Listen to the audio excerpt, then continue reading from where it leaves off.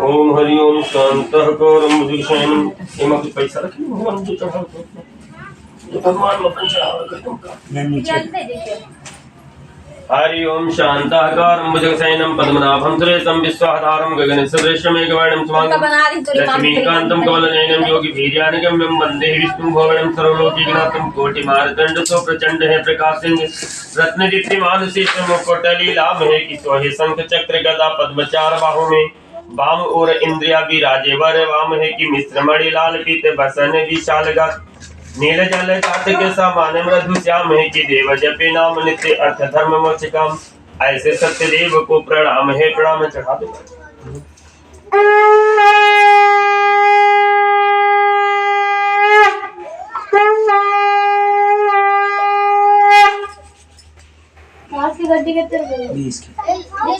एकदा नैमिषारण्यं निस्यातोन कार्यापप्रच्छन्ने सर्वेशतं पौराणिकं खलु भूतेन तत्साखिनं प्राप्ते वाञ्छितं फलं तत् सर्वश्रोतिमिच्छामि कथयसि महामुने नारदेन संपृष्टो भगवान् कमलापति सुरसहितवाहं तच्छ्रुतो समाहितः नारदो योगी परानुग्रहकार्या परितं विधान लोके मृतलोके उपागतः ततो दृष्टः जना सर्वे नानाक्लेशमानिताः नानायोनि समुत्पन्ना क्लेशमानसिकर विभाग केन उपायेन चेतसां सुखनाशो वेदं संचित मनसां। एक समय की बात है, 88,000 ऋषिगण एकत्र होकर के परस्पर विचार कर रहा था कि प्रभु महान कलयुग आने वाला है और इस युग में प्राणियों का किस प्रकार से धर्म पालन हो पाएगा।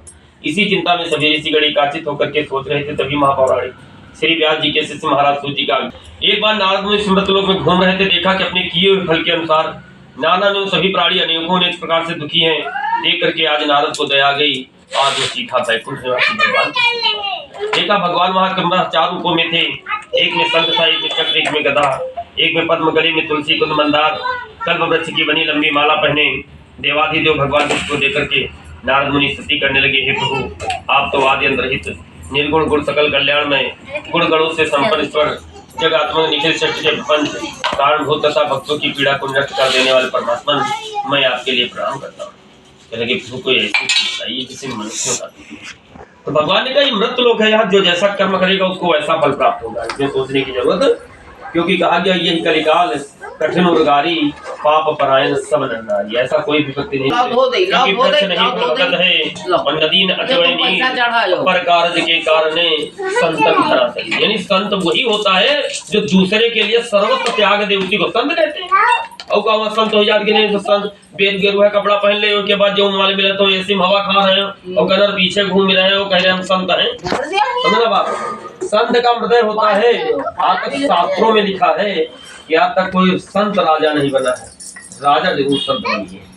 समझा बात भाई, राजा जो थे वो त्याग देते थे, बाद में तपस्या करने के लिए चले जाते थे, महात्माओं को संदिग्ध में चले जाते थे, तो वह राजनीति थोड़ी करते थे। और आज तो राजा संत लोग जो है दिखाई देख ही रहे कहा दोनों। तो ऐसी स्थिति में आज सत्यदेव भगवान की कृपा से भगवान ने कहा ये नारद जो भी श्रद्धा भक्ति भाव से जैसा कर्म करेगा उसको ऐसा फल। क्या लगे प्रभु फिर भी कोई छोटी सी बता दो कि इतना पाप करते हुए भी कोई मुक्ति का मार्ग हो, क्योंकि ऐसा नहीं होता नहीं।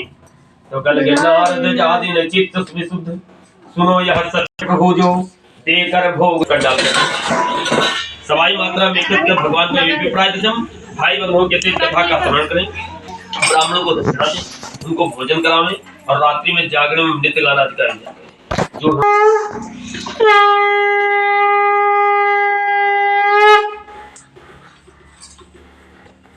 हमसे विप्रमहि नित्यं सुदुर्गितम् तत्त सर्वश्रोतिमिच्छामि तस्य सत्तमः। सूत जी कहने लगे इसके बाद मैं दूसरी कथा कहता हूँ, आप लोग सुने।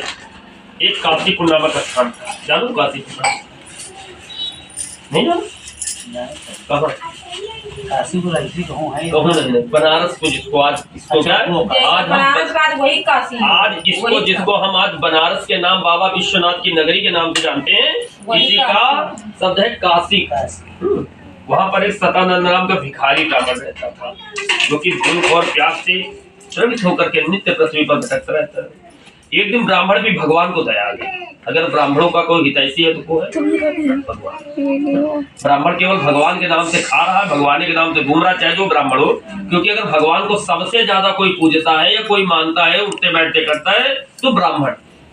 अब कह दो ब्राह्मण 80% नहीं, तो 80% शास्त्र बताता ब्राह्मण ही नहीं रहे जा रहे। ब्राह्मण कोई जन्म ले लेने तो नहीं होगा, लाला घर में जन्म ले लेने तो ब्राह्मण हो गए। हाँ, ब्राह्मण कुछ कर्म से होता। कहा गया क्या कि जो उठे प्रात नहात नहीं, दिन सात चले यही विधि जाके, और अच्छ के माल न भाल विभूत, न देत जो अर्ध सदा सविता को, संध्या विधि करते नहीं, जो दिन तीन न ध्यान धरे जो माँ को, और द्विज राज बने न जिताज तजे, और गनिये ऐसी ब्राह्मण सूत्र प्रथा को। वो सूत्र की योनि में आ जाता है। भाई कर्म अगर नहीं तुम्हारे अच्छे हुए, रावण कोई कुल में कम था कि ज्ञान में कम था, केवल उसके आचरण गलत है इसलिए हम उसको राक्षस कहते थे। बाकी रावण राक्षस थोड़े था कि ना राक्षस कुल में जन्म ले, उत्तम कुल कुलस्थ करना थी, यानी रावण का वंशज बहुत ही विख्यात था, लेकिन खाली उसके आचरण गंदे थे, इसलिए वो राक्षस की युगन में गिनती होने लगी। प्रभु की इच्छा हुई, आज उस ब्राह्मण के पास पहुंच गए। कह लगे, हे देवता, आप नित्य पृथ्वी पर क्यों भटकते रहते हो?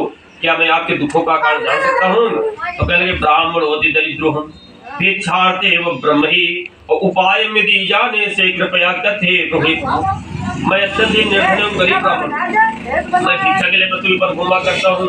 हे प्रभु, हमें कुछ नहीं चाहिए, हमें केवल मांगने से मुक्ति मिल जाए, हमें केवल मांगने से मुक्ति मिल जाए। तो कहीं आप भगवान का पूजन प्रभु से कर पाएंगे? क्यों? कहीं जब दिन भर भिक्षा मांग करके लाता हूँ तो रात को घर पेट भोजन नहीं खा पाता हूँ, इतनी बड़ी हम पूजन सामग्री कहाँ से ला पाएंगे? तो कह लगे, आप संकल्प तो करो।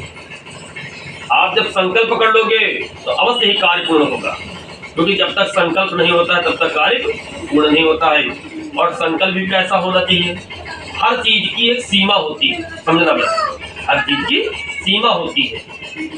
आपके दशांश, यानी जितना आपके पास धन है, कायदे से पूजा में उसका दशांश, यानी हमारे जैसे हम 100 रुपए रोज कमा रहे हैं तो कायदे से नियमानुसार 7 के साथ 10 रुपए दान होना चाहिए।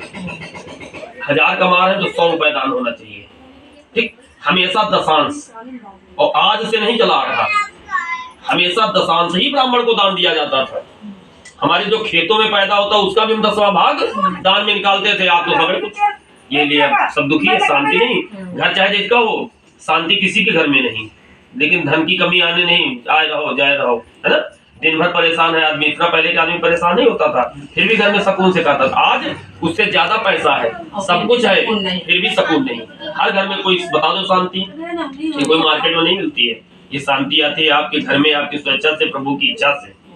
ये कोनो की मार्केट तो बीघा भर के मार्केट रुपया खरीद ली, रुपये से सब कुछ खरीदा जा सकता है, परंतु सुख और शांति केवल प्रभु की इच्छा से ही होगी। और यही लिए हम तुम बगैर पूजा खरीद है, और जो जो सुख और शांति अगर अपने मन खरीदी जाए लागे भगवान का वो भूल जाए। तो आज सत्यदेव भगवान की कृपा से उसने कहा कि प्रभु कहाँ से कर पाएंगे, संकल्प करो। आज संकल्प करा देते हैं तो उसको रात भर नींद नहीं आई, सोचता रहा प्रभु मैंने संकल्प तो कर लिया, परंतु कार्य नहीं पूर्ण होगा। क्यों नहीं पूर्ण होगा? कि जब कुछ है ही नहीं। हम दिन भर भिक्षा मांगने के पश्चात परिवार को भरपेट भोजन नहीं खवा पाते हैं, तो हम इतनी बड़ी पूजन सामग्री कहाँ से ला पाएंगे? ततः प्रातः